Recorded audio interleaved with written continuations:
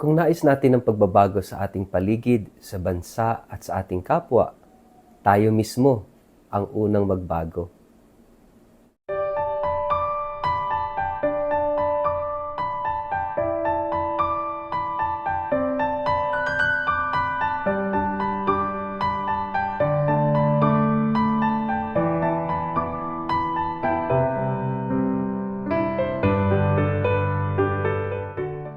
Ang mabuting balita ng Panginoon ayon kay San Mateo. Ano ang palagay ninyo rito? May isang taong may 2 anak na lalaki. Lumapit siya sa nakatatanda at sinabi, "Anak, pumunta ka ngayon sa ubasan at magtrabaho ka roon." "Ayoko po," tugon nito. Ngunit nagbago ito ng pasya at nagtrabaho sa ubasan. Lumapit din ang ama sa ikalawa at ganun din ang kanyang sinabi. At tumugon ito, "Opo," ngunit hindi naman siya pumunta sa ubasan. Sino sa dalawa ang sumunod sa kalooban ng kanyang ama? Ang nakatatanda po, sagot nila. Sinabi sa kanila ni Jesus, "Tandaan ninyo, ang mga maniningil ng buwis at ang mga bayarang babae ay nauuna pa sa inyo na makapasok sa kaharian ng Diyos, sapagkat naparito sa inyo si Juan at itinuro ang pagsunod sa kalooban ng Diyos, at hindi ninyo siya pinaniwalaan. Ngunit naniwala sa kanya ang mga maniningil ng buwis at mga bayarang babae. Nakita ninyo ito, subalit hindi pa rin kayo nagsisi at tumalikod sa inyong makasalanan, at hindi rin kayo naniwala sa kanya." Ang mabuting balita ng Panginoon.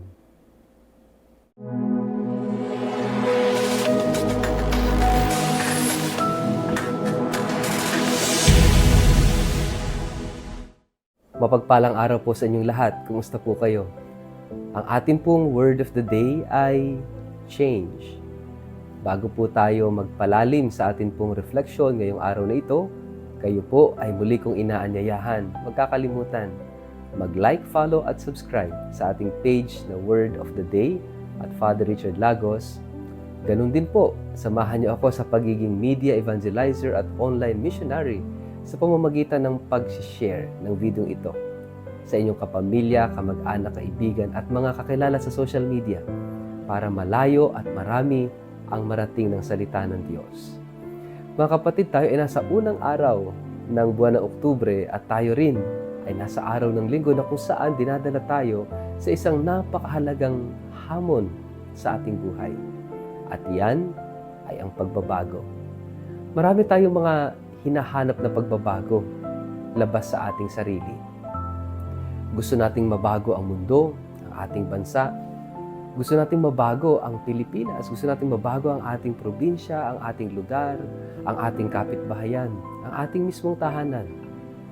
Pero mga kapatid, if you want change, kinakailangang mag-umpisa ang pagbabago sa ating mga sarili. At mahalagang maunawaan din po natin kung ano nga ba ang ibig sabihin ng pagbabago. Dito sa ating gospel, narinig natin ang kwento ng magkapatid na inutusan ng kanilang ama na magtrabaho sa bukid. Yung una, sabi niya, "Ayaw ko po." Pero nagbago ang isip, pumunta at nagtrabaho sa bukid. Pangalawa, yung sumunod na anak, sabi niya, "Opo, pupunta ako." Pero nagbago ng isip, hindi pumunta. Mga kapatid, change or conversion o in the Greek language is metanoia means change of mind. At dito sa ating gospel, narinig natin ang 2 kwento ng magkapatid na nagbago ng isip. Yung isa, sabing ayoko, pero nagbago ng isip, nagtrabaho sa bukid, sumunod sa ama. Yung isa nagsabing oo, pero nagbago ng isip, hindi na sumunod, hindi nagpunta sa bukid. Ang tanong ng Panginoon, sino ang tumupad sa kalooban ng Diyos, sa kalooban ng Ama? Siyempre, ang tugon, yung pumunta at sumunod sa kalooban ng Tatay. Mga kapatid, napakahalaga po nito dahil sa buhay natin, tayo rin ay inaanyayahan ng Diyos na sumunod sa Kanyang kalooban. At minsan isipin natin, kung titingnan natin, ito'y buhay natin. Nasaan ka rito? May mga tao na pangit ang umpisa, para bang sabi, ayoko po. Pero later on, nagbago at sumunod. It doesn't matter kung pangit ang simula ng buhay natin, kung pangit ang mga kwento noon. Ang mahalaga, yung ngayon at yung mga susunod pang araw sa buhay natin. Kasi may mga tao, maganda naman ang umpisa, pero namatay na hindi maganda ang kinahinatnan ng buhay. It's up to us. It's up to us kung ano yung ending na gusto natin. Kung ano yung buhay na kahihinatnan natin. It's up to us. Nasa ating kalooban, nasa ating pagsunod. Kaya nga ito'y palaging hamon at paanyaya sa atin mga kapatid, yung salitang pagbabago, yung salitang change or conversion or metanoia. Binibigyan tayo ng Diyos ng marami at paulit-ulit na pagkakataon para ayusin at baguhin ang ating sarili. God will never give up on us, and He will never tire in forgiving us. He will never ever get tired of forgiving us, of accepting us.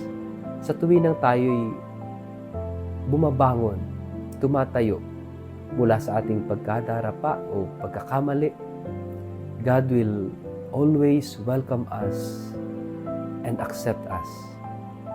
Mga kapatid, yung pagbabagong hinahanap natin, be the change that you want to be. Kapag sinimulan natin ang pagbabago sa ating sarili, makikita natin ang malaking epekto nito sa paligid natin.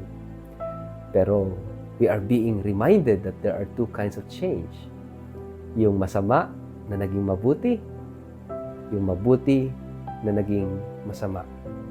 Yung hindi masunurin sa pagiging masunurin sa kalooban ng Diyos, o yung masunurin sa pagiging hindi masunurin.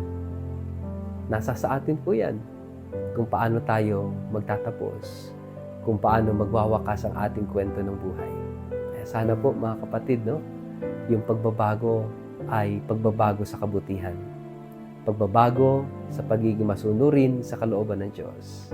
Hindi yung nagbago ka, naging masama. Nagbago, naging mabuti, naging mas mabuti, naging pinakamabuti. Be the best version of yourself. Ito yung pagsikapan natin. And the best version of ourselves is the version that is according to the will and to the plan of God.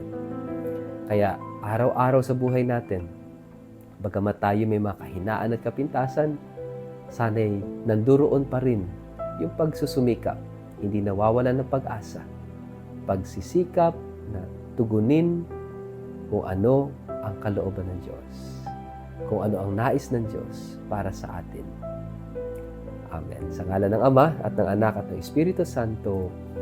Amen. Ama naming Diyos, bigyan mo po kami ng biyaya na aming kailangan upang sa bandang huli ng aming buhay ay mabanaagan ang tunay at wagas na kabutihan at pagmamahal sa aming puso at sa aming buhay. Nawa kami araw-araw na magsumikap, na magsabi ng oo sa iyo at sumunod sa iyong kalooban. Amen. Pagpalain po kayo at ingatan ng makapangyarihang Diyos, Ama at Anak at Espiritu Santo. Amen.